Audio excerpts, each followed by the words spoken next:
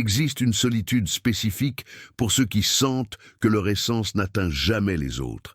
Tu parles, mais tes mots ne résonnent pas. Tu es présent, mais personne ne te voit vraiment. Tu offres de la profondeur, mais ne rencontres que la surface. Ce n'est pas de la timidité, ce n'est pas de l'introversion, c'est quelque chose de beaucoup plus profond que Jung a passé sa vie à comprendre. Cette invisibilité psychologique que tu ressens n'est pas accidentelle. Elle n'est pas le résultat d'un manque de charisme ou de confiance en soi. C'est le produit de mécanismes de défense inconscients qui ont littéralement emprisonné ton énergie vitale, qui ont créé des barrières invisibles entre ton self profond et le monde extérieur.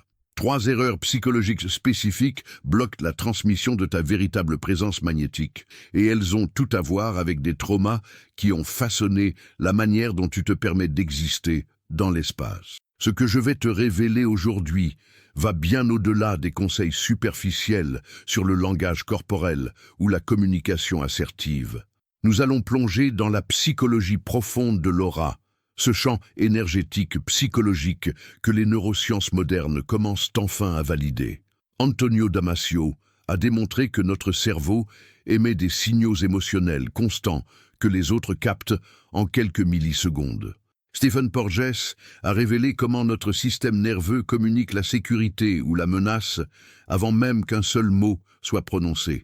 Et Jung savait déjà, il y a un siècle, que la psyché humaine génère un champ d'information invisible qui précède toute interaction consciente. Ton aura n'est pas une métaphore mystique, c'est une réalité psychosomatique profonde. Et si tu sens que ta présence disparaît dans une pièce, si tu as l'impression que les gens te traversent du regard sans te voir vraiment, si tu portes cette fatigue existentielle de devoir crier pour être entendu, c'est parce que ces 3 erreurs sabotent la cohérence de ton champ énergétique. Comprends quelque chose d'essentiel avant que nous commencions. Cette invisibilité que tu ressens n'est pas ta faute.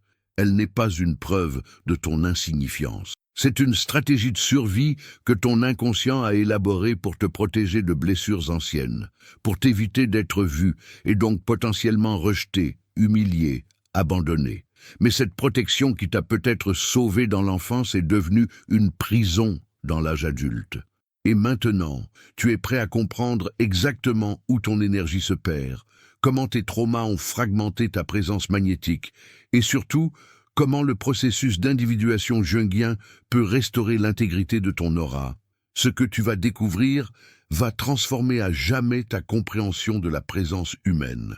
La première erreur que presque tout le monde commet sans même s'en rendre compte, c'est ce que Jung appellerait la fragmentation énergétique, ce phénomène psychologique où tu vis complètement dissocié de ton self profond. Imagine que tu entres dans une pièce et qu'instantanément, tu sens cette séparation étrange entre qui tu es vraiment et la version de toi que tu présentes au monde. C'est comme si tu observais ta propre vie de l'extérieur, comme si tu jouais un rôle dans une pièce de théâtre dont tu n'as pas écrit le script. Tu souris, mais le sourire ne vient pas de ton centre. Tu parles, mais les mots semblent récités plutôt que vivants. Tu interagis, mais une partie de toi reste cachée, verrouillée quelque part dans les profondeurs de ton inconscient. Cette dissociation constante entre ta persona sociale et ton essence authentique crée ce que nous pourrions appeler des trous énergétiques dans ton aura, des zones où ton champ psychologique perd toute cohérence et toute puissance. Ce vide que tu ressens quand tu rentres chez toi après des interactions sociales n'est pas un manque de personnalité, c'est le signal direct d'une dissociation protectrice que ton psychisme a mise en place il y a longtemps. Ta présence disparaît parce que tu n'habites pas ton propre corps psychique. Jung a découvert que lorsque nous vivons à travers des complexes autonomes plutôt qu'à travers le self intégré, notre énergie psychique se fragmente en multiples directions contradictoires. Ces complexes, formés autour de traumas relationnels précoces, deviennent comme des sous-personnalités qui prennent le contrôle à différents moments, créant une incohérence profonde dans ton champ énergétique. Freud parlait de mécanismes de défense qui créent des personas multiples et déconnectées les unes des autres. Quand tu es au travail, une version de toi émerge. Avec ta famille, une autre version apparaît. Dans l'intimité, peut-être qu'une troisième surgit. Mais aucune de ces versions n'est pleinement toi. Aucune n'est connectée au centre vivant de ta psyché. Les neurosciences modernes confirment maintenant ce que Jung pressentait intuitivement. Antonio Damasio a démontré que notre cerveau possède ce qu'il appelle des marqueurs somatiques, des signaux corporels subtils qui communiquent notre état émotionnel authentique. Mais quand il y a une incongruence profonde entre ton état intérieur réel et ton expression externe, quand tu souris alors que ton système nerveux est en mode défensif, quand tu dis oui alors que tout ton être crie non, les autres le détectent inconsciemment. Lisa Feldman Barrett a révélé que le cerveau humain construit constamment des prédictions, basées sur des micro-indices corporels et émotionnels. Quand ces indices ne s'alignent pas, quand il y a une dissonance entre ce que tu montres et ce que tu ressens vraiment, ton aura perd toute sa puissance magnétique. Les gens ne savent pas consciemment pourquoi, mais ils sentent que quelque chose ne va pas, que ta présence n'est pas ancrée, qu'elle manque d'authenticité viscérale. Pense à cette dissociation comme une lumière traversant un prisme brisé. Quand la lumière est cohérente et unifiée, elle peut traverser le verre et créer un faisceau puissant et concentré.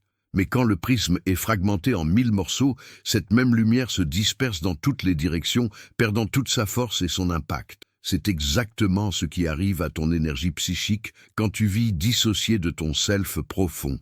Chaque complexe autonome tire ton attention dans une direction différente. Une partie de toi veut se connecter authentiquement. Une autre partie a peur d'être vulnérable. Une partie veut être vue, une autre partie préfère rester invisible pour éviter le jugement. Cette guerre intérieure constante draine ton énergie vitale et crée une aura fragmentée que les autres perçoivent comme de l'absence ou de l'indifférence. Mais comprends bien que cette fragmentation n'est pas un défaut de caractère. C'est une stratégie de survie brillante que ton inconscient a développée pour te protéger. Peut-être que dans ton enfance, être pleinement toi-même n'était pas sûr. Peut-être que montrer ta vraie nature émotionnelle menait à la critique, au rejet, ou pire, à l'indifférence glaciale. Alors ton psychisme a appris à créer des versions acceptables de toi, des personas qui pouvaient naviguer le monde sans trop de douleur. Le problème, c'est que maintenant adulte, tu continues à vivre à travers ces fragments protecteurs plutôt qu'à travers ton essence intégrée. Et chaque jour que tu passes dans cette dissociation, ton aura devient plus terne, ta présence plus transparente, ton impact plus négligeable. Les gens ne te voient pas parce qu'il n'y a personne de vraiment présent à voir, juste une collection de masques qui changent selon le contexte. Daniel Siegel, dans ses recherches sur la neurobiologie interpersonnelle, a démontré que l'intégration neuronale, cette capacité du cerveau à coordonner différentes régions en un tout cohérent, est essentielle pour une présence authentique. Quand ton cerveau est désintégré à cause de traumas non résolus, quand il y a des parties de toi que tu as dû exiler dans l'inconscient pour survivre psychiquement, cette désintégration se manifeste dans ton champ énergétique. Les autres la ressentent comme une incohérence, comme quelque chose d'insaisissable dans ta présence. Tu pourrais avoir toutes les compétences sociales du monde, maîtriser parfaitement le contact visuel et le langage corporel ouvert.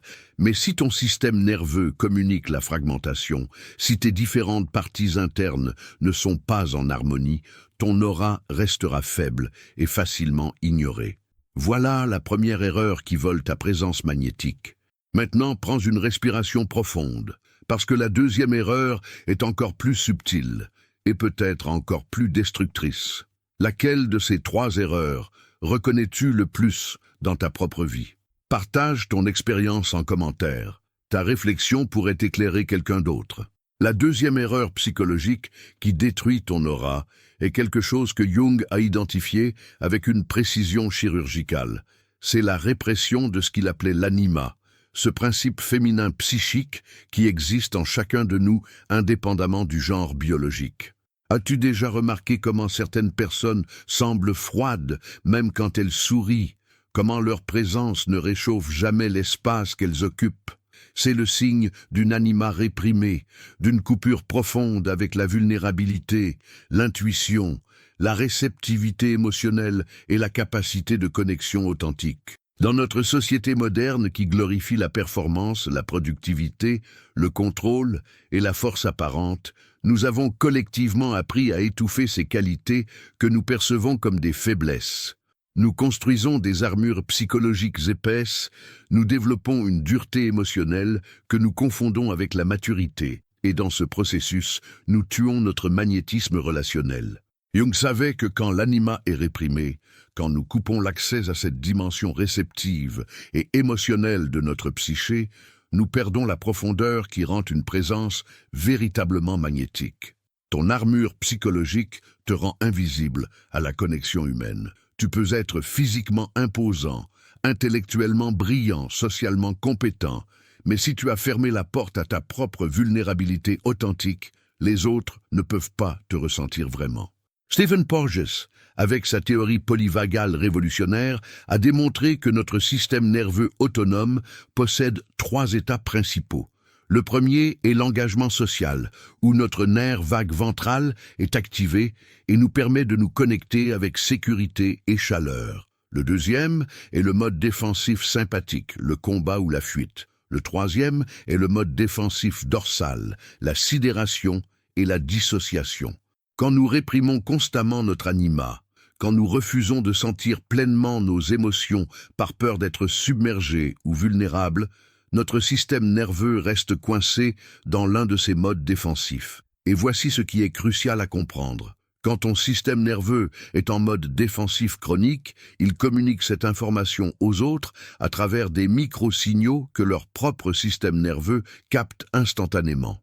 Ce processus que Porges appelle la neuroception, cette évaluation inconsciente de sécurité ou de danger, se produit en millisecondes, bien avant que la pensée consciente n'intervienne. Les gens autour de toi ressentent ton état défensif comme une menace subtile, comme quelque chose qui les empêche de s'ouvrir et de se connecter authentiquement avec toi. Ta dureté émotionnelle, cette carapace que tu as construite pour te protéger, crée paradoxalement exactement ce que tu craignais, l'isolement et l'invisibilité. Joseph Ledoux a démontré dans ses recherches pionnières sur les circuits de la peur que quand l'amygdale est chroniquement activée par des traumas non résolus, elle maintient le cerveau dans un état de vigilance constant qui empêche la résonance émotionnelle authentique. Alfred Adler, souvent moins cité que Freud ou Jung, mais tout aussi perspicace, a révélé comment le sentiment d'infériorité psychologique pousse les individus à développer des stratégies de compensation. Une de ces stratégies les plus courantes est justement cette dureté émotionnelle, cette répression de toute vulnérabilité perçue comme faiblesse. Si tu as grandi en sentant que ta sensibilité était un défaut, que tes émotions étaient embarrassantes ou inappropriées, que pleurer était honteux, tu as probablement construit une façade de force invulnérable.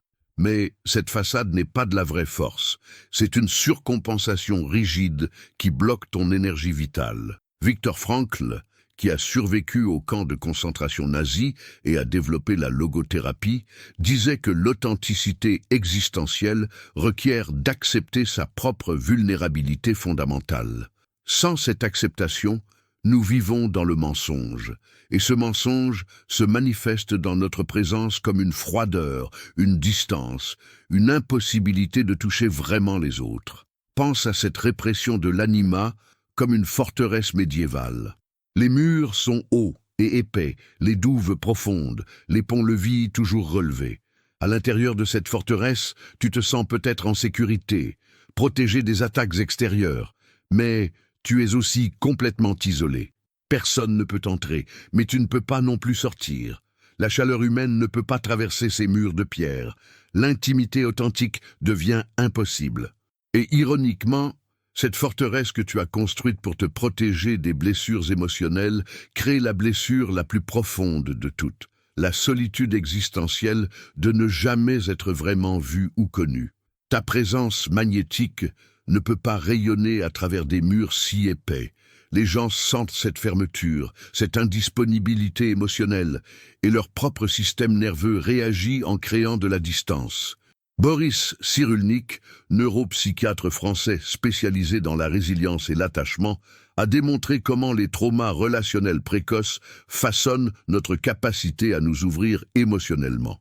Si tu as vécu un attachement insécure avec tes figures parentales, si ta vulnérabilité d'enfant a été ignorée, ridiculisée ou punie, ton cerveau a encodé le message que s'ouvrir émotionnellement est dangereux. Cette mémoire implicite continue d'opérer dans ta vie adulte. Maintenant, ton système nerveux en état d'alerte chaque fois qu'une situation pourrait demander de l'ouverture émotionnelle.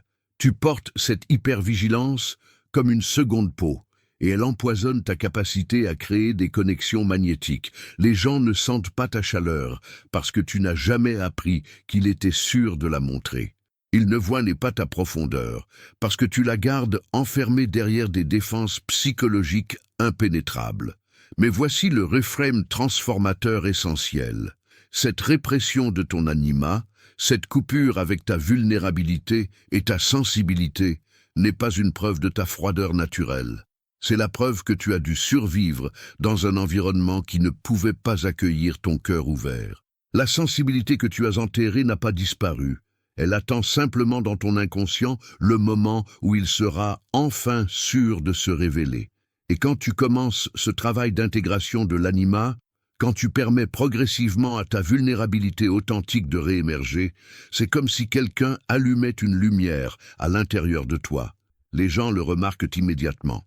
Soudainement, ta présence a de la chaleur. Tes mots portent du poids émotionnel. Ton regard peut vraiment toucher les autres. Ce n'est pas que tu deviens faible, c'est que tu deviens humain dans toute ta complexité. Et cette humanité complète, cette intégration du masculin et du féminin psychique, c'est exactement ce qui crée une aura véritablement magnétique. Matthew Lieberman, neuroscientifique spécialisé dans le cerveau social, a démontré que notre cerveau possède des circuits neuronaux spécifiques dédiés à la connexion humaine. Ces circuits ne s'activent pas à travers la performance ou la force, ils s'activent à travers la vulnérabilité partagée, à travers la reconnaissance mutuelle de notre humanité imparfaite. Quand tu répètes constamment ton anima, tu désactives ces circuits de connexion profonde. Tu deviens comme un robot émotionnel, techniquement compétent, mais existentiellement absent. Les gens peuvent t'admirer de loin, respecter tes accomplissements, mais ils ne te ressentent pas. Et sans cette résonance émotionnelle authentique, ton aura reste plate, unidimensionnelle, facilement oubliable.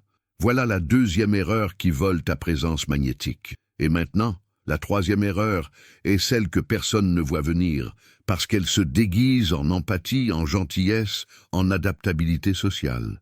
La troisième erreur psychologique qui détruit ton aura de manière insidieuse, c'est l'hyperadaptation sociale. Ce phénomène où tu perds complètement ton centre pour plaire au collectif, pour te mouler constamment aux attentes et aux désirs des autres. Reconnais-tu cette fatigue spécifique qui t'envahit après des interactions sociales? Ce n'est pas la fatigue physique d'avoir parlé ou bougé, c'est l'épuisement psychique profond de t'être continuellement ajusté, transformé, comprimé, pour correspondre à ce que tu pensais que les autres voulaient que tu sois. C'est comme si tu étais un caméléon émotionnel, changeant constamment de couleur selon l'environnement, perdant dans le processus ta propre teinte originale. Tu entres dans une pièce et instantanément, sans même t'en rendre compte, tu scannes l'atmosphère émotionnelle et tu te reconfigures pour y correspondre. Avec des personnes extraverties, tu deviens plus animé. Avec des intellectuels, tu adoptes un ton plus analytique. Avec des personnes émotionnelles, tu montres plus de sensibilité. Cette flexibilité semble être une force, une preuve d'intelligence sociale, mais Jung savait que c'est en réalité le signe d'une persona tellement inflée qu'elle a dévoré le self. Ce n'est pas de l'empathie, c'est une stratégie de survie traumatique qui t'a appris que ton authenticité n'était pas suffisante, que pour être accepté et aimé, tu devais devenir ce que les autres avaient besoin que tu sois. Chaque fois que tu t'adaptes au détriment de ton centre intérieur, tu perds un fragment de ta présence magnétique. Jung parlait de la persona comme du masque social nécessaire que nous portons tous pour fonctionner dans la société. Le problème surgit quand nous nous identifions complètement à ce masque, quand nous oublions qu'il existe un self sous la persona, une essence authentique qui ne devrait jamais être sacrifiée pour l'acceptation externe. Quand la persona devient si dominante qu'elle étouffe le self, ton énergie vitale commence à fuir, comme l'eau d'un seau percé. Tu peux interagir avec des dizaines de personnes dans une journée et rentrer chez toi en te sentant complètement vide parce qu'aucune de ces interactions n'a impliqué ton être véritable. Freud a identifié le super-ego, cette instance psychique qui internalise les règles, les interdictions et les attentes parentales et sociales.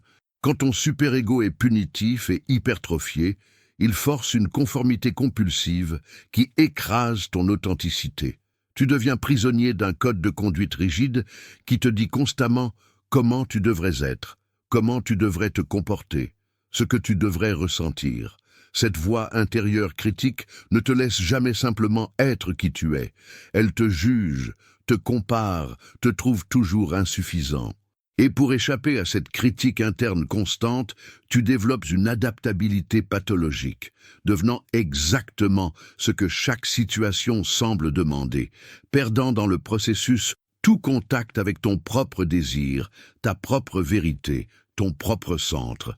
Adler parlait du sentiment d'infériorité qui pousse les individus vers une quête neurotique d'approbation. Si tu as grandi en sentant que tu n'étais pas assez bien tel que tu étais, cette blessure fondamentale d'inadéquation te suit dans l'âge adulte et te force à constamment prouver ta valeur en étant ce que les autres veulent. Albert Camus parlait de l'absurde existentiel, cette confrontation entre notre besoin humain de sens et l'indifférence de l'univers. Mais il y a un autre absurde, tout aussi tragique, perdre ton authenticité existentielle dans une tentative désespérée de gagner l'approbation d'un monde qui ne te connaîtra jamais vraiment si tu ne te montres jamais vraiment. Chaque fois que tu te plies, que tu te contorsionnes, que tu te censures pour éviter la désapprobation, tu participes à ta propre disparition. Tu deviens un fantôme social, techniquement présent, mais existentiellement absent. Les gens interagissent avec tes masques, mais jamais avec ton âme. Et au fil du temps, même toi tu oublies qui tu es sous tous ces costumes que tu changes continuellement. Cette perte d'identité centrale est l'une des formes les plus profondes de souffrance psychologique, cette sensation terrifiante de ne plus savoir qui tu es vraiment, de ne plus avoir de fondation solide sur laquelle te tenir. Matthew Lieberman a démontré que notre cerveau social, cette partie du cerveau qui s'active pendant les interactions humaines, consomme énormément d'énergie. Quand ce système est constamment en mode hypervigilance et adaptation, essayant de plaire à tout le monde et de gérer des impressions multiples contradictoires, il s'épuise rapidement. Tu ressens cet épuisement comme une fatigue qui ne part jamais vraiment, un sentiment de vivre constamment sur tes réserves énergétiques. Richard Davidson, pionnier dans la recherche sur la neuroplasticité émotionnelle, a montré que le cerveau peut être réorganisé à travers des pratiques intentionnelles. Mais cette réorganisation requiert d'abord de reconnaître les patterns dysfonctionnels, de voir clairement comment ton hyperadaptation sociale draine ton énergie vitale et fragmente ton aura. La métaphore la plus juste pour comprendre cette erreur est peut-être celle de l'eau. Imagine ton essence authentique comme une source d'eau claire et pure, jaillissant du sol. Quand tu restes connecté à cette source, quand tu permets à cette eau de couler librement selon sa nature propre, elle peut nourrir tout ce qu'elle touche. Mais quand tu essaies constamment de rediriger cette eau dans 1000 canaux différents pour irriguer les jardins de tout le monde, quand tu construis des barrages et des déviations pour contrôler son flux selon les besoins des autres, l'eau perd sa force, se disperse en 1000 ruisseaux minuscules et finit par s'évaporer avant d'avoir vraiment nourri quoi que ce soit. Ton adaptabilité excessive est comme ces canaux qui fragmentent ta source jusqu'à ce qu'il ne reste plus rien de la puissance originale. Les gens ne reçoivent que des gouttes de ton essence, jamais le torrent complet, et ils ne peuvent pas être nourris par des gouttes. Voici le refrain crucial. Ta sensibilité aux autres, ta capacité à lire les atmosphères émotionnelles, ton désir de créer de l'harmonie, ce ne sont pas des défauts. Ce sont des dons réels, des qualités précieuses quand elles émergent d'un self intégré et ancré. Le problème n'est pas l'adaptation en soi, c'est l'adaptation au détriment de ton centre, c'est de te perdre toi-même dans le processus. Jung disait que l'individuation, ce processus de devenir qui tu es vraiment censé être, requiert de trouver l'équilibre entre les demandes du collectif et les besoins du self. Ce n'est pas être égoïste, c'est être intègre. C'est reconnaître que tu ne peux donner authentiquement aux autres que ce qui émerge de ta propre plénitude, jamais de ton vide. Quand tu t'adaptes depuis un centre solide, depuis une connexion ferme avec ton self, cette adaptation devient une forme d'art relationnel. Mais quand tu t'adaptes depuis la peur du rejet, depuis le désespoir d'être accepté, depuis le vide d'un sentiment d'identité fragmentée, cette adaptation devient une forme de suicide psychologique lent. Combien de ces patterns traumatiques résonnent avec ton histoire? Écris ton nombre en commentaire. Prendre conscience est le premier pas vers l'intégration. Maintenant, comprends comment ces 3 erreurs interagissent pour créer l'invisibilité psychologique complète. Tu es dissocié de ton self profond, ce qui fragmente ton champ énergétique. Tu as réprimé ton anima, coupant l'accès à la vulnérabilité qui crée la connexion authentique. Et tu t'hyper-adaptes constamment aux autres, perdant ton centre dans le processus. Ces 3 patterns se renforcent mutuellement dans une spirale descendante. La dissociation te force à créer des personas multiples. La répression de l'anima rend ces personas rigides et froides. L'hyper-adaptation sociale les multiplie à l'infini. À la fin, tu deviens une collection de fragments sans cohérence, une présence fantomatique que personne ne peut vraiment saisir ou se rappeler. Mais pour vraiment comprendre pourquoi cela détruit ton aura, nous devons plonger dans ce que la science révèle maintenant sur l'anatomie invisible du champ énergétique humain. Antonio Damasio, neuroscientifique portugais mondialement reconnu, a passé des décennies à étudier la relation entre les émotions, la conscience et le corps. Ce qu'il a découvert bouleverse notre compréhension de la présence humaine. Le cerveau, dit-il, crée constamment ce qu'il appelle des marqueurs somatiques, des signaux corporels subtils associés à des états émotionnels spécifiques. Ces marqueurs sont comme une signature énergétique unique que ton corps émet en permanence. Quand tu es dans un état de cohérence psychologique, quand ton corps, tes émotions et ta conscience sont alignés, ces marqueurs créent un pattern clair et puissant que les autres captent intuitivement. Mais quand tu es dissocié, quand il y a une guerre interne entre ce que tu ressens et ce que tu montres, ces marqueurs deviennent chaotiques et contradictoires. Le cerveau des autres détecte cette incohérence en quelques millisecondes et réagit par la confusion ou le retrait. Ton aura n'est pas mystique, c'est neurologique et psychologique profondément intégré. Stephen Porges a révolutionné notre compréhension du système nerveux autonome avec sa théorie polyvagale. Il a démontré que notre système nerveux ne se contente pas de réguler nos fonctions internes. Il communique constamment notre état de sécurité ou de menace aux autres à travers ce qu'il appelle la neuroception. Avant même que tu ouvres la bouche, avant même que tu fasses consciemment quoi que ce soit, ton système nerveux envoie des signaux par ton tonus musculaire facial, ta prosodie vocale, ta posture corporelle. Les autres captent ces signaux à un niveau entièrement inconscient et y répondent instantanément. Quand ton système nerveux est dans un état de régulation optimale, ce que Porges appelle l'engagement social ventral vagal, tu émets naturellement des signaux de sécurité qui invitent la connexion. Mais quand ton système est coincé dans un état défensif à cause de traumas non résolus, tu émets des signaux de danger qui repoussent les autres sans que personne ne sache consciemment pourquoi.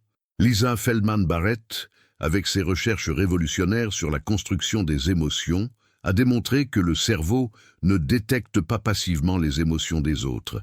Il les prédit activement, basés sur des patterns de signaux corporels minuscules. Son travail montre que nous sommes constamment en train de lire et d'interpréter les états internes des autres à travers leurs manifestations somatiques. Quand tes signaux corporels sont cohérents avec ton état émotionnel réel, le cerveau des autres peut facilement construire une prédiction précise de qui tu es et ce que tu ressens.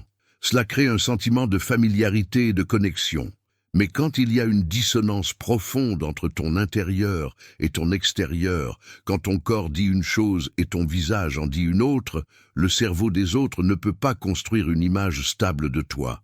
Tu deviens flou, insaisissable, difficile à cerner. Et face à cette ambiguïté inconfortable, les gens se retirent naturellement. Jung parlait de synchronicité, ces coïncidences significatives qui suggèrent une connexion profonde entre la psyché individuelle et le monde externe. Bien que cette idée reste controversée dans les cercles scientifiques, elle pointe vers quelque chose que les neurosciences commencent à valider: l'existence d'un champ informationnel subtil que nous générons et dans lequel nous baignons constamment. Ta psyché n'est pas enfermée dans ta tête. Elle s'étend dans l'espace autour de toi à travers une multitude de signaux que nous ne faisons que commencer à comprendre. Daniel Siegel, dans son travail sur la neurobiologie interpersonnelle, parle de l'intégration comme la clé d'une présence authentique. Quand ton cerveau est intégré, quand les différentes régions communiquent efficacement entre elles, quand il n'y a pas de zone dissociée ou coupée du reste, cette intégration se manifeste dans ton champ énergétique comme de la cohérence et de la puissance. Stanislas Dehaene, neuroscientifique français spécialisé dans la conscience, a démontré que la conscience émerge de la synchronisation globale de l'activité cérébrale. Quand différentes parties du cerveau entrent en résonance, créant des patterns d'activité coordonnés, c'est ce moment où nous devenons conscients de quelque chose. Cette même synchronisation, cette même coordination est ce qui crée une présence consciente et puissante dans le monde. Jean-Pierre Changeux a exploré comment l'activité neuronale coordonnée génère ce que nous expérimentons comme la présence, cette qualité d'être pleinement là, attentif, vivant. Quand ton cerveau est fragmenté par des traumas, quand il y a des patterns de désynchronisation chronique, cette fragmentation se traduit directement dans ton aura comme de l'absence, du flou, de l'inconsistance. Marc Aurèle, empereur romain et philosophe stoïcien, écrivait dans ses méditations que la qualité de ton monde intérieur détermine la qualité de ton monde extérieur. Cette sagesse ancienne trouve maintenant une validation scientifique précise. Ta discipline intérieure, ta capacité à cultiver la cohérence psychologique malgré le chaos externe, se reflète littéralement dans ton champ énergétique. Les gens ne voient pas tes pensées, mais ils ressentent l'état de ton système nerveux, la qualité de ta présence psychologique. Quand tu cultives l'intégration intérieure, quand tu fais le travail difficile de réunifier les fragments dissociés de ta psyché, cette intégration rayonne naturellement. Tu n'as pas besoin d'essayer de projeter quoi que ce soit. L'intégrité elle-même est magnétique. Maintenant, tu commences à voir que ton aura n'est pas quelque chose que tu peux simplement décider d'améliorer avec des techniques de communication ou de langage corporel. C'est le reflet direct de l'état de ton système psychosomatique complet, de la relation entre ton corps et ta psyché, de l'intégration ou de la fragmentation de ton être entier. Quand tu comprends cela à un niveau profond, quand tu réalises que ta présence magnétique dépend de ton intégrité psychologique plutôt que de ta performance sociale, tout change. La question n'est plus comment paraître plus confiant ou plus charismatique, mais comment devenir plus intégré, plus authentique, plus pleinement toi-même. Et cette question nous ramène inévitablement aux racines traumatiques de l'invisibilité, à comprendre comment l'enfance a façonné ton champ énergétique. L'invisibilité psychologique que tu ressens aujourd'hui n'est pas apparue spontanément à l'âge adulte. Elle a des racines profondes dans ton histoire développementale, dans les patterns relationnels que tu as vécus quand ton cerveau et ton système nerveux étaient des plus malléables et vulnérables. Pense à l'enfant que tu étais, entrant dans une pièce en espérant être vu, reconnu, célébré. Mais peut-être que les adultes autour de toi étaient trop occupés, trop préoccupés par leur propre drame, trop enfermés dans leur propre souffrance pour vraiment te voir. Peut-être que quand tu exprimais ta joie, on te disait de te calmer, Quand tu montrais ta tristesse, on te disait d'être fort. Quand tu avais besoin d'attention, on te faisait sentir que tu étais trop exigeant. Petit à petit, ton système nerveux a encodé un message dévastateur. Exister pleinement n'est pas sûr, être visible est dangereux. Prendre de l'espace mène au rejet. Ton invisibilité n'est pas un choix, c'est une adaptation de survie que ton psychisme a élaborée avec une intelligence remarquable pour te protéger dans un environnement qui ne pouvait pas te tenir. Tu as appris à disparaître pour ne pas être blessé à nouveau. Jung parlait des complexes comme des structures psychiques autonomes, formées autour d'expériences émotionnelles intenses, souvent traumatiques. Chaque fois qu'un enfant expérimente le rejet, l'humiliation, l'abandon ou la négligence émotionnelle, ces expériences créent des empreintes profondes dans l'inconscient. Ces complexes deviennent comme des programmes automatiques qui se déclenchent dans des situations similaires à l'âge adulte. Si tu as appris qu'être vu menait à la critique, ton complexe te fera automatiquement rétrécir ta présence chaque fois que tu entres dans un espace social. Si tu as appris que montrer tes besoins menait au rejet, ton complexe te fera automatiquement minimiser tes désirs et t'adapter aux autres. Freud a compris que le refoulement est un mécanisme de défense central à travers lequel le psychisme exile dans l'inconscient les expériences trop douloureuses pour être intégrées. Mais ce qui est refoulé ne disparaît pas. Il continue d'opérer depuis les ombres, influençant ton comportement de manière que tu ne comprends pas consciemment. Les parties de toi qui ont été rejetées dans l'enfance, ta spontanéité, ton expressivité, ta vitalité naturelle, ces parties ont été enfermées dans l'inconscient. Et chaque fois qu'elles essaient de réémerger, tu ressens de l'anxiété, une peur primitive que quelque chose de terrible va se produire si tu te montres vraiment. Cette anxiété te force à maintenir ton invisibilité, même quand consciemment tu désires désespérément être vu. Boris Cyrulnik a consacré sa carrière à étudier la résilience et les effets de l'attachement précoce.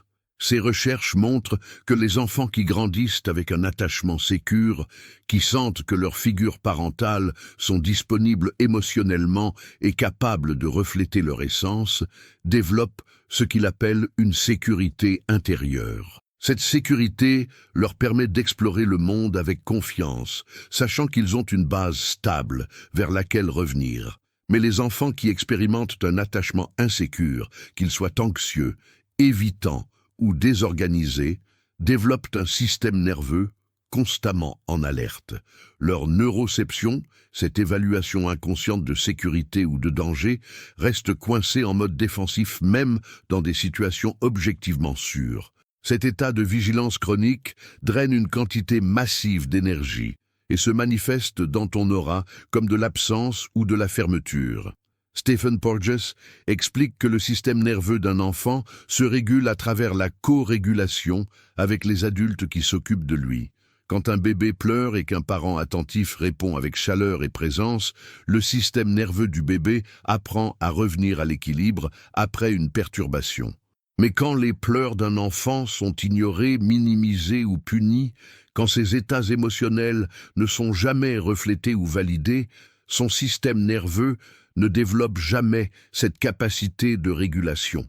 À l'âge adulte, ce manque de régulation de base se traduit par une incapacité à maintenir un état d'engagement social stable. Tu oscilles entre l'hyperactivation anxieuse et l'hypoactivation dépressive, jamais vraiment capable de rester dans cette zone d'équilibre où la connexion authentique devient possible.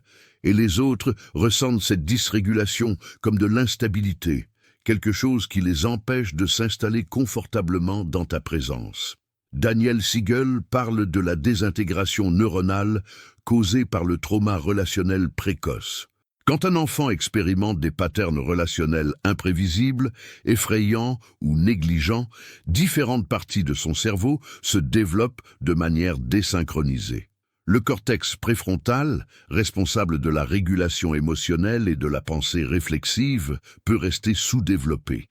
L'amygdale, le centre de détection des menaces, peut devenir hyperactive. L'hippocampe, crucial pour la mémoire contextuelle, peut être endommagé par des niveaux chroniquement élevés de cortisol. Cette fragmentation neuronale se traduit directement dans ton expérience subjective comme une sensation de ne jamais être tout à fait entier, de toujours avoir des parties de toi qui sont inaccessibles ou hors de contrôle. Et cette fragmentation interne se manifeste dans ton champ énergétique comme de l'incohérence que les autres détectent inconsciemment.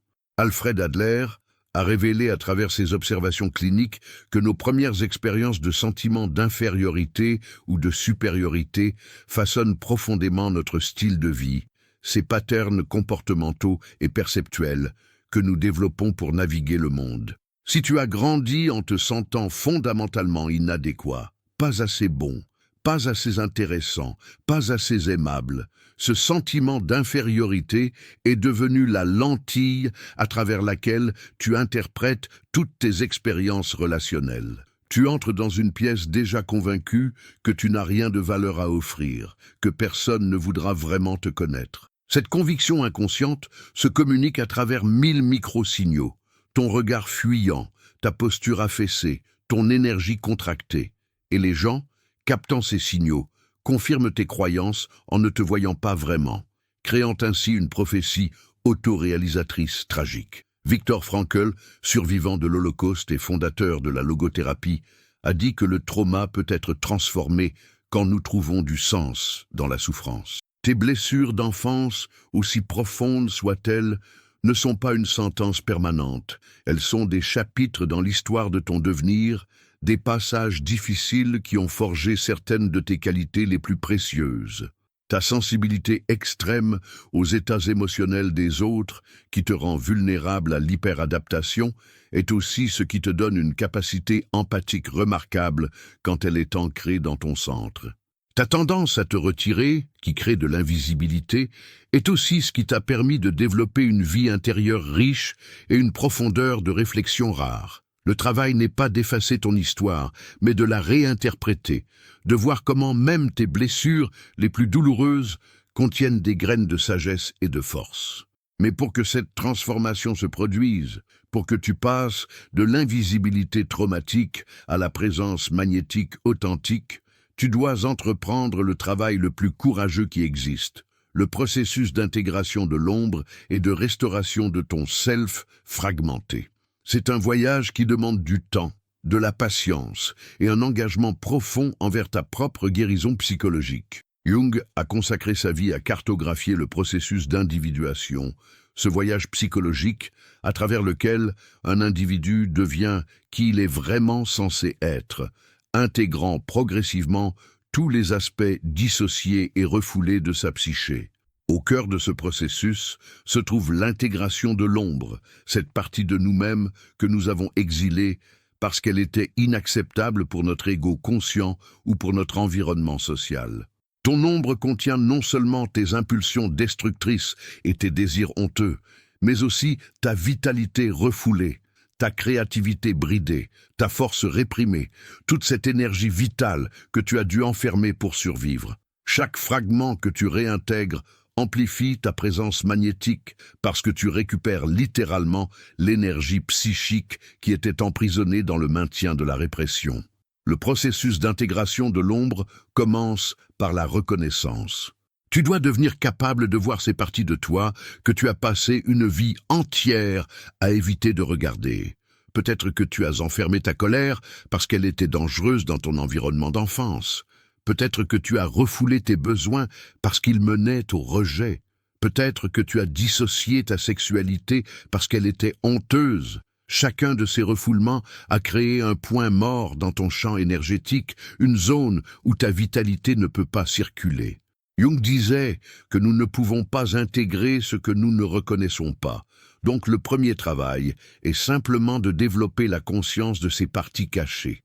Cela demande une honnêteté brutale avec soi-même, une volonté de regarder ce qui est inconfortable plutôt que de continuer à le fuir. Une fois que tu commences à reconnaître ton ombre, le travail devient celui du dialogue. Jung recommandait l'imagination active, une technique où tu entres en conversation consciente avec les différents complexes et figures intérieures qui peuplent ton inconscient. Tu peux visualiser ces parties dissociées comme des personnages et leur demander ce qu'elles ont à te dire, pourquoi elles sont en colère, ce dont elles ont besoin. Ce qui émerge de ces dialogues est souvent surprenant. La partie de toi qui semblait destructrice révèle qu'elle essayait simplement de te protéger. La partie qui semblait faible révèle une sagesse profonde. Petit à petit, à travers ce processus de reconnaissance et de dialogue, ces fragments commencent à se réintégrer dans la totalité de ton être. Freud comprenait que rendre conscient l'inconscient libère l'énergie qui était utilisée pour maintenir le refoulement. Quand tu arrêtes de lutter contre certaines parties de toi-même, quand tu permets à ce qui était réprimé de remonter à la surface et d'être vu avec compassion, une quantité massive d'énergie psychique est soudainement disponible. Cette énergie libérée se manifeste immédiatement dans ton aura comme plus de présence, plus de vitalité, plus de magnétisme naturel. Les gens le remarquent sans savoir exactement ce qui a changé. Tu sembles simplement plus vivant, plus réel, plus là. Richard Davidson a démontré dans ses recherches pionnières que le cerveau possède une neuroplasticité remarquable, une capacité à se réorganiser profondément, même à l'âge adulte. Les patterns neuronaux qui ont été établis par le trauma dans l'enfance ne sont pas gravés dans la pierre. À travers des pratiques intentionnelles et répétées, tu peux littéralement remodeler ton cerveau, créer de nouvelles connexions, renforcer les circuits de régulation émotionnelle, apaiser l'hyperactivité de l'amygdale. La méditation de pleine conscience, que Davidson a extensivement étudiée, s'est révélée particulièrement efficace pour faciliter cette réorganisation neuronale. En cultivant une conscience témoin qui peut observer tes pensées et émotions sans y réagir impulsivement, tu crées un espace dans lequel l'intégration devient possible. Daniel Siegel parle de la mindful awareness, cette conscience attentive et non jugeante du moment présent, comme d'un outil puissant pour faciliter l'intégration neuronale. Quand tu pratiques la présence consciente à tes états internes, quand tu observes tes patterns émotionnels et comportementaux avec curiosité plutôt qu'avec critique, ton cerveau commence naturellement à créer plus de cohérence. Les régions qui étaient isolées les unes des autres commencent à communiquer plus efficacement. Cette intégration neuronale se traduit directement dans ton expérience comme un sentiment croissant d'être entier, unifié, solide. Et cette solidité intérieure rayonne naturellement dans ton champ énergétique. Lisa Feldman Barrett a montré que notre cerveau construit constamment des prédictions sur ce qui va se passer, basées sur nos expériences passées. Ces prédictions façonnent profondément notre expérience du présent. Si tes prédictions sont constamment négatives, basées sur des traumas anciens, tu vas inconsciemment créer des situations qui confirment ces prédictions. Mais la bonne nouvelle, c'est que tu peux cultiver de nouveaux patterns prédictifs. Chaque fois que tu as une expérience positive de connexion authentique, chaque fois que tu te permets d'être vu et que tu n'es pas rejeté, tu ajoutes de nouvelles données à la base à partir de laquelle ton cerveau fait ses prédictions. Progressivement, avec suffisamment d'expériences correctives, ton cerveau commence à prédire la sécurité plutôt que le danger, et ces nouvelles prédictions se manifestent dans une présence plus ouverte et plus magnétique. Sénèque, le philosophe stoïcien, enseignait que la sagesse émerge de la discipline quotidienne de l'auto-examen. Chaque soir, il recommandait de passer en revue les événements de la journée, d'observer ses propres réactions et comportements avec honnêteté, de se demander où on aurait pu agir avec plus de vertu.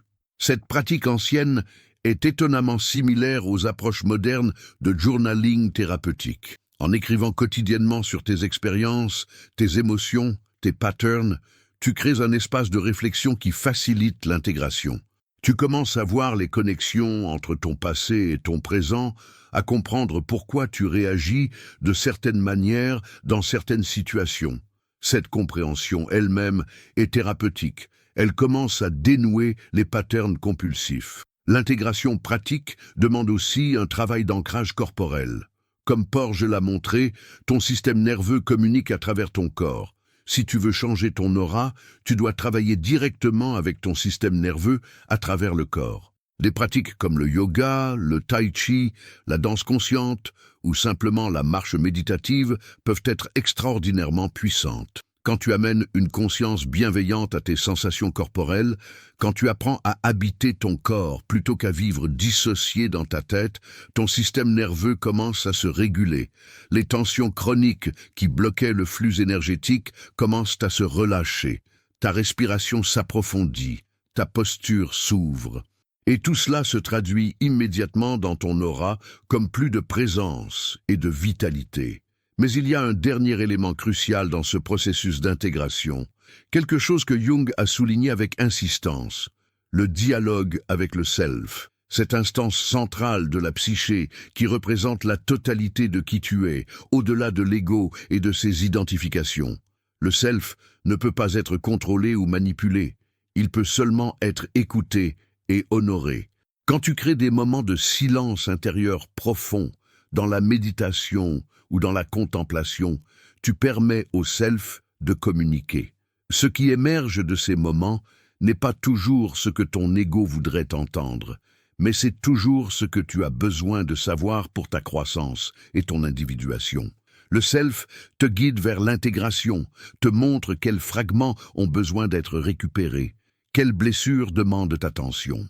Écouter le self est l'acte le plus révolutionnaire de respect de soi que tu puisses accomplir. Maintenant, tu commences à comprendre que restaurer ton aura n'est pas un projet cosmétique.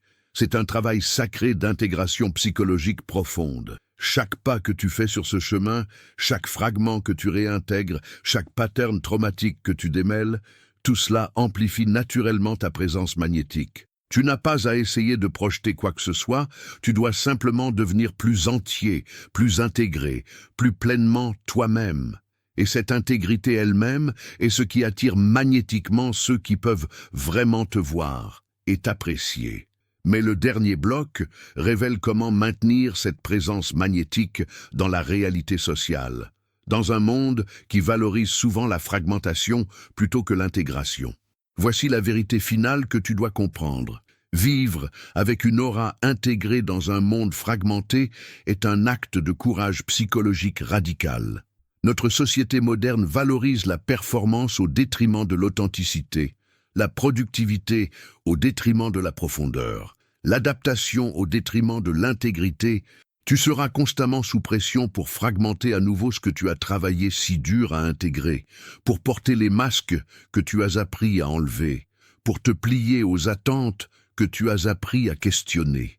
Rester intégré dans le chaos n'est pas de l'arrogance, c'est du courage psychologique pur. C'est le choix conscient de rester fidèle à ton self, même quand le monde entier te demande de trahir cette fidélité pour l'acceptation externe. Jung savait que le processus d'individuation est fondamentalement solitaire. Personne ne peut le faire pour toi, et tu ne peux pas le faire pour quelqu'un d'autre. C'est un voyage que chaque âme doit entreprendre seule, face à ses propres ombres, ses propres peurs, ses propres vérités. Et dans une culture qui glorifie le collectif, qui te juge constamment sur ta capacité à te conformer et à t'adapter, choisir le chemin de l'individuation peut sembler terriblement isolant. Il y aura des moments où tu te demanderas si c'était vraiment nécessaire de devenir si conscient, si la vie n'était pas plus simple quand tu vivais dans le déni et l'adaptation automatique. Mais ces moments de doute passent, et ce qui reste est quelque chose d'infiniment plus précieux, l'intégrité existentielle, cette sensation profonde de vivre aligné avec ta vérité la plus profonde. Albert Camus parlait de la révolte absurde, ce refus catégorique de se soumettre à l'absurdité de l'existence, ce choix de créer du sens et de vivre authentiquement malgré l'indifférence de l'univers. Il y a une révolte similaire dans le choix de rester intégré psychologiquement dans un monde qui célèbre la fragmentation. Chaque fois que tu refuses de porter un masque par peur du jugement, chaque fois que tu permets à ta vulnérabilité authentique de se montrer plutôt que de te cacher derrière une façade de force, chaque fois que tu restes connecté à ton centre, plutôt que de te perdre dans l'hyperadaptation, tu participes à cette révolte. Tu déclares silencieusement que tu refuses de vivre une vie fragmentée, que tu choisis l'intégrité, même si cela signifie ne pas être accepté par tout le monde. Alfred Adler a souligné l'importance du sentiment communautaire, cette capacité à sentir une connexion avec l'humanité plus large, à contribuer au bien-être collectif. Mais il a aussi compris que le vrai intérêt social ne peut émerger que d'un self intégré et solide. Quand tu es fragmenté et perdu, quand tu n'as pas de centre stable, tes tentatives de connexion avec les autres sont toujours teintées de désespoir, de besoin, de codépendance. Mais quand tu es intégré, quand tu as fait le travail de te connaître et de t'accepter profondément, ta capacité à te connecter authentiquement avec les autres s'approfondit radicalement. Tu n'as plus besoin de l'approbation des autres pour te sentir valide, donc tu peux les rencontrer dans un espace de liberté mutuelle. Ta vraie présence attire naturellement ceux qui résonnent avec ta profondeur. Matthew Lieberman a démontré que l'authenticité active des circuits cérébraux de connexion profonde qui restent dormants dans les interactions superficielles. Quand tu te montres vraiment, sans masque, dans ta vulnérabilité et ta force combinée, tu invites inconsciemment les autres à faire de même. Cette authenticité mutuelle crée un type de connexion que les rencontres sociales conventionnelles ne peuvent jamais produire. Oui, tu seras peut-être vu et apprécié par moins de personnes qu'avant, mais ceux qui te verront vraiment, ceux qui reconnaîtront et célébreront ta présence authentique, créeront des connexions d'une profondeur que tu n'aurais jamais cru possible dans la superficialité de tes anciennes adaptations. Viktor Frankl disait que le sens existentiel naît quand nous vivons en intégrité avec nos valeurs les plus profondes, quand nos actions reflètent notre vérité intérieure. Cette intégrité existentielle n'est pas quelque chose que tu atteins une fois pour toutes et puis gardes facilement.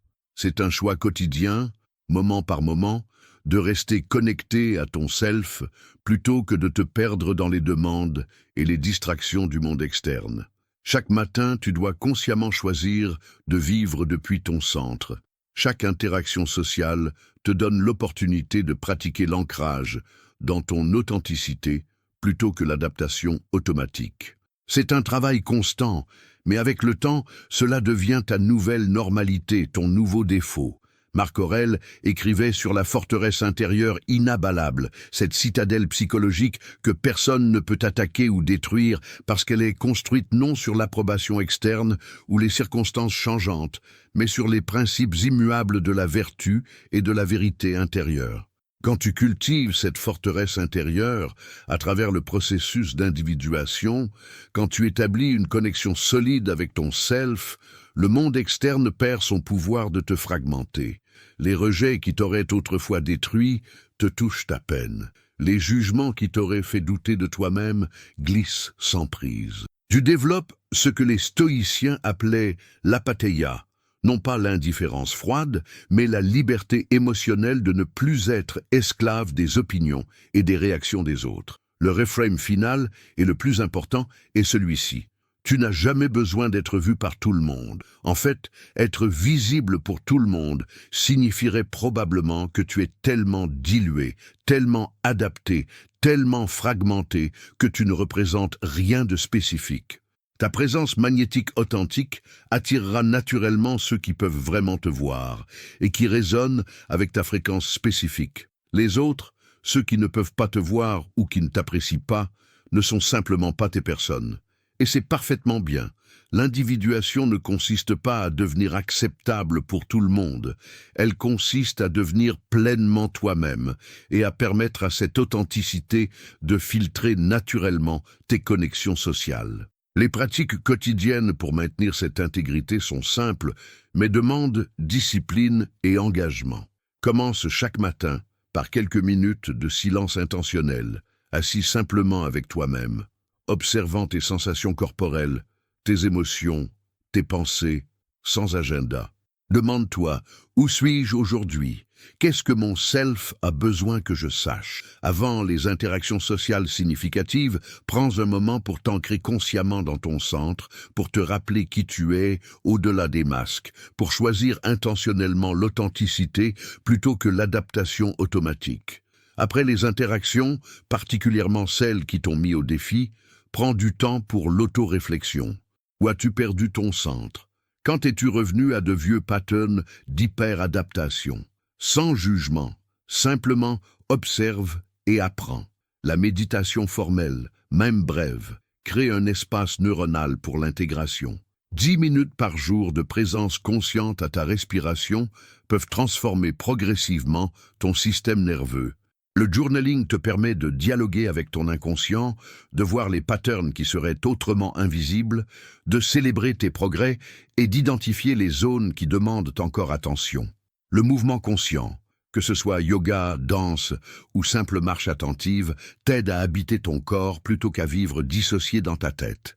Et peut-être le plus important, cultive des espaces de solitude réels, pas de l'isolement défensif, mais de la solitude choisie où tu peux simplement être avec toi-même, sans distraction, sans performance, sans adaptation. Maintenant, tu comprends que l'invisibilité n'était jamais le véritable problème. Le problème était la fragmentation, la dissociation, la répression, l'hyperadaptation, tous ces mécanismes de survie que tu as développés pour naviguer un monde qui ne pouvait pas accueillir ta totalité. Ton aura n'a jamais disparu. Elle attendait simplement que tu sois prêt à l'habiter pleinement, à intégrer tous les fragments exilés, à devenir suffisamment courageux pour vivre authentiquement malgré les pressions de conformité. Ce voyage d'individuation n'est pas facile et il n'est jamais vraiment terminé. Mais chaque pas sur ce chemin te ramène plus près de qui tu as toujours été au plus profond, avant que le monde ne te dise que tu devais être quelqu'un d'autre. Ces 3 erreurs que tu commettais, la fragmentation énergétique, la répression de l'anima et l'hyperadaptation sociale, n'étaient pas des échecs personnels. C'étaient des stratégies de survie intelligentes que ton psychisme a élaborées pour te protéger dans des circonstances où être pleinement toi-même n'était pas sûr. Maintenant, avec la compréhension que tu as gagnée, avec les outils que la psychologie profonde et les neurosciences nous offrent, tu peux commencer consciemment à défaire ces patterns, à récupérer l'énergie qui était emprisonnée dans leur maintien, à restaurer la cohérence de ton champ énergétique psychologique. Ta présence magnétique n'est pas quelque chose que tu dois construire ou acquérir. C'est ta nature originelle à laquelle tu reviens simplement en enlevant les couches de protection qui n'ont plus lieu d'être. Jung disait que le but de l'individuation n'est pas la perfection, mais la complétude, devenir entier plutôt qu'idéal. Cela signifie intégrer aussi bien tes ombres que tes lumières, accepter aussi bien tes blessures que tes forces, embrasser la totalité paradoxale et complexe de qui tu es. Quand tu vis depuis cette complétude, quand tu arrêtes de rejeter des parties de toi-même et que tu permets à toute ta psyché d'être présente, ton aura devient naturellement puissante et magnétique. Les gens le ressentent comme de l'authenticité, de la profondeur, de la présence réelle. Ils ne peuvent peut-être pas articuler exactement ce qui a changé, mais ils savent qu'il y a quelque chose de substantiel en toi, quelque chose de réel dans un monde de façade. Viktor Frankl nous rappelle que même nos souffrances les plus profondes peuvent être transformées en sources de sens et de croissance quand nous les affrontons consciemment plutôt que de les fuir. Tes années d'invisibilité, aussi douloureuses aient-elles été, t'ont donné des dons précieux, une compréhension profonde de la souffrance humaine, une capacité d'empathie envers ceux qui luttent, une appréciation viscérale de l'importance de voir et d'être vu. Ces dons, nés de ta douleur, deviennent maintenant des dimensions de ta présence magnétique. Tu peux tenir l'espace pour les autres d'une manière que ceux qui n'ont jamais connu l'invisibilité ne peuvent pas. Ta profondeur est authentique parce qu'elle a été gagnée à travers l'adversité et la transformation consciente. L'intégration n'est pas un événement unique, c'est un chemin que tu parcours pour le reste de ta vie. Il y aura des moments où tu retomberas dans de vieux patterns, où le stress ou la fatigue te feront régresser vers la fragmentation et l'adaptation automatique. C'est normal et humain. La perfection n'est pas l'objectif. Ce qui compte, c'est la direction générale. Cette orientation constante vers plus de conscience, plus d'intégration, plus d'authenticité. Chaque fois que tu remarques que tu t'es perdu et que tu reviens consciemment à ton centre, tu renforces les circuits neuronaux de l'intégration. Chaque fois que tu choisis la vulnérabilité authentique plutôt que la façade protectrice, tu guéris un peu plus les blessures qui ont créé ta fragmentation originale. Si cette réflexion a touché quelque chose en toi, partage-la avec quelqu'un qui cherche à comprendre sa propre profondeur. Quelle phrase t'a le plus marqué? Et si tu veux continuer ce voyage intérieur ensemble, rejoins notre communauté de membres où nous explorons ces territoires psychologiques profonds avec encore plus de nuances et de pratiques concrètes. Dans un monde qui valorise l'apparence superficielle, les performances sociales calculées et l'adaptation constante aux attentes collectives, habiter sa profondeur authentique est l'acte révolutionnaire ultime. C'est le refus silencieux mais puissant de participer à la fragmentation collective, le choix conscient de vivre depuis l'intégrité même quand cela coûte l'acceptation facile. Ta présence magnétique ne sera jamais le produit de techniques apprises ou de performances maîtrisées. Elle émerge naturellement et inévitablement de ton engagement envers ton propre processus d'individuation, de ta volonté de faire le travail difficile d'intégration psychologique profonde, de ton courage de rester fidèle à ton self dans un monde qui te demande constamment de le trahir. C'est ce courage silencieux, cette intégrité qui ne se vante jamais mais qui rayonne simplement, qui crée l'aura la plus magnétique qui existe, celle d'un être humain pleinement vivant et consciemment présent à sa propre existence.